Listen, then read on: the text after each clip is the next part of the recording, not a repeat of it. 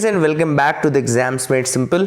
So as we are getting a news that Bharat Ratna is being awarded to Chaudhary Charan Singh ji, MS Swaminathan ji and PV Narasimha Rao ji. So obviously they become a very important topic for any of your examination जिसकी भी आप तैयारी कर रहे हैं.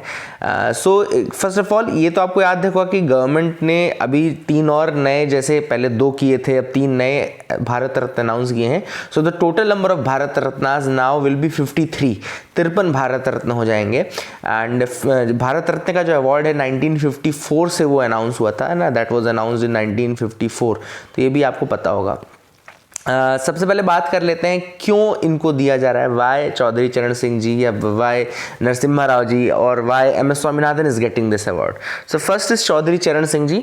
ही was a former prime minister of India. आप देख सकते हैं ये हैं चौधरी चरण सिंह जी, है ना, प्राइम मिनिस्टर रह चुके हैं. हालांकि बहुत कम टाइम पीरियड था, 1979 से 1980 के बीच में थे. एंड ये खुद किसान के बेटे थे. इन्होंने बहुत ज़्यादा फार्मर राइट्स की बात की थी.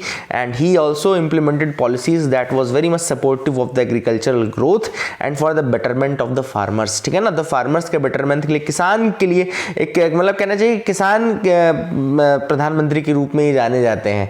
एंड इनकी एक बहुत फेमस स्टोरी भी, इंटरेस्टिंग स्टोरी भी है कि ये इनको जब रहने के लिए कहा गया कि भैया आप प्राइम मिनिस्टर्स रेसिडेंस में रहिए, तो इन्होंने वहाँ रहने से मना कर दिया था. इन्होंने कहा कि नहीं, मैं अपने एक मतलब छोटे से घर में जो इनका था उसमें रहना पसंद किया इन्होंने, और कहा कि मैं किसान का बेटा हूँ, मुझे सिंप्लिसिटी पसंद है, मैं इतने बड़े घर में रह के करूँगा क्या. So that's a very famous story related to Chaudhary Charan Singh ji. Second person is MS Swaminathan. Agricultural scientist and ये जेनेटिसिस्ट थे ये. And he played a very important role in India's green revolution. We all know that he is known as the father of green revolution, MS Swaminathan ji. And he introduced the high yielding crop varieties into India. 1965 का time था. And that was responsible for bringing a revolution in India which was known as the green revolution, जिससे increase production हुआ, है ना. PL 480 का कहानी आपको पता ही होगा कि हमको अमेरिका ने कैसे वो वाले मतलब खाने के लिए वो गेहूं भिजवाया था जो वहाँ पे वो लोग अपने पिग फार्म्स और यहाँ पे यूज़ करते थे. तो that was a thing that hurt us the most. उसके बाद फिर हमने पीछे मुड़ के नहीं देखा. And the person responsible behind this was MS Swaminathan. He advocated sustainable agricultural practices and farmer friendly policies.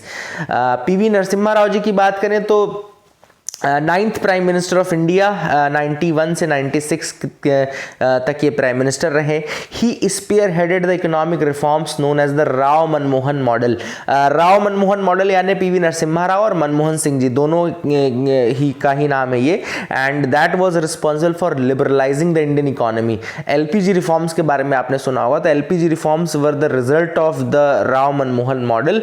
दोनों ने ही हिम्मत की. एंड एक्चुअली ये चीज़ हो जाती, ऑटोमेटिकली हो जाती. सब लोग कहते हैं कि ये हमारे ऊपर फोर्स था, IMF का फोर्स था, लेकिन वो प्राइम मिनिस्टर बहुत इंपॉर्टेंट होता है और उसके रोल के बिना ये पॉसिबल नहीं है. And PV Narasimha Rao was very good in decision making में बहुत आगे थे. And that is the reason why क्यों इनका नाम लिया जाता है आज भी इकोनॉमिक रिफॉर्म्स के कारण इंडिया में जो भी है.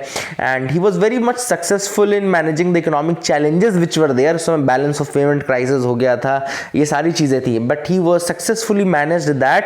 एंड अपने जो मतलब कहना चाहिए कि जो इनका इकोनॉमिक ब्रेन था वो थे मनमोहन सिंह जी उस समय के.